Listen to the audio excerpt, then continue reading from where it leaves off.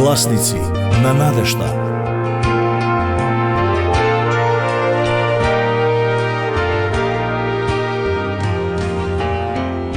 Глава 26. Првото нешто во животот. Секој сака да го направи она што е прво во животот. Ние понекогаш работиме напорно за да откриеме што е тоа. Не е секогаш лесно да се донесе одлука што треба да биде прво. Ми кажува, доказ за тоа дека си возрасен е способноста да го правиш тоа што е важно. Децата ја прават работата за моментот. Често размислувам за своето детство. Татко ми почина кога бев 13 години. После неговата смрт, јас морав да донесувам одлуки кои беа над мојата способност. Се обидував, но не бев успешен поради недостаток на искуство. Бог беше многу милостив кон мене, но често чувствував дека нешто ми недостига, нешто што мојот пријател го има. Имав голем недостаток, а тоа беше водството на мојот татко низ мојата младост. Знам што значи да се обидам да го средам првото нешто во животот и да го направам. Сакам да зборувам со вас за нашето време потрошено во непотребни работи во животот.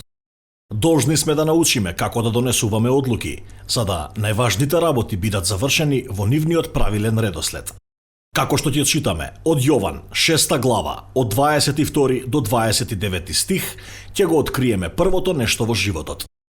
Следниот ден, кога луѓето кои стоеја од другата страна на морето, видоа дека немаше друг брод, освен бродот во кој учениците влегоа, а Исус не беше заминат со неговите ученици во бродот, но неговите ученици отпловија сами.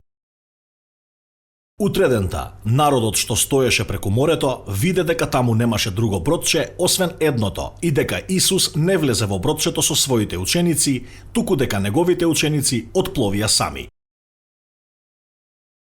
Од Тиверијада пристигнаа други бродчиња, близу до местото, каде што јадеа леб, откако Господ заблагодари. Ни Исуса, ни неговите ученици влегоа во корабите и пристигнаа во Капернаум, за да го бараат Исуса. Кога го најдоа на другата страна на морето, му рекоа: "Рави, кога дојде тука?" Во одговор Исус им рече: "Вистина, вистина ви велам, ме барате не затоа што ги видовте чудните знаци, туку дека ги јадевте лебовите и се наситивте. Работете не за храна што се расипува, но за храна што останува за вечен живот, а што ќе ви ја даде човечкиот син, зашто Бог таткото го потврди него за тоа." Тогаш му рекоа: "Што да правиме за да ги извршуваме Божјите дела?" Исус одговори и им рече: "Божјото дело е ова, да верувате во оној кого тој го испратил." Во овој текст Господарот го дефинира првото нешто во животот. За да го постигнеме првото нешто во животот, ние мора да ги исполниме овие барања што Исус ги учеше во овој текст. Ние мора да го бараме Исус. Луѓето видоа дека кога тие стигнаа до брегот, бродот го немаше. Исус и неговите ученици беа заминати. Кога тие разбраа дека тој и неговите ученици не беа таму, тие влегоа во нивните бродови и тргнаа кон Капернаум да го најдат Исус. Тие го бараа Исус. Далечината не беше голема и ризикот не беше голем. Сакам да забележиш дека имаше немир меѓу луѓето кога Исус не беше таму. Немир кој ги одведе нив до морето, во нивните бродови и преку морето до Капернаум, за да го бараат Исуса. Да се постигне првото нешто во животот, ние мора да соработуваме со овие барања. Ние мора да го бараме Исус. Не дозволувај ништо да те тргне настрана, мој пријателе, од твоето барање да го најдеш Исус. Апостол Павле еднаш рече: "Тој не е далеку од сите нас, но ние мора да соработуваме со ова барање. Ние мора да го бараме Исус како што и овие луѓе го направија тоа кога видоа дека тој не беше таму." Има и второ барање кое мора да го исполниме. Ние мора да го слушнеме Исус. Забележи го разговорот кој беше помеѓу нив и Исус. Кога тие го најдоа него, го прашаа: "Рави, кога дојде тука?" Прашањето е кога, но Исус не им одговори на прашањето како што очекуваа.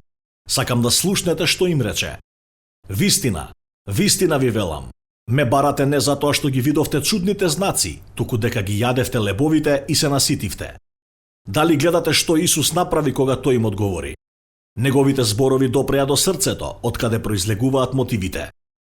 Тие не беа многу заинтересирани за тоа што тој правеше или што тој поучуваше.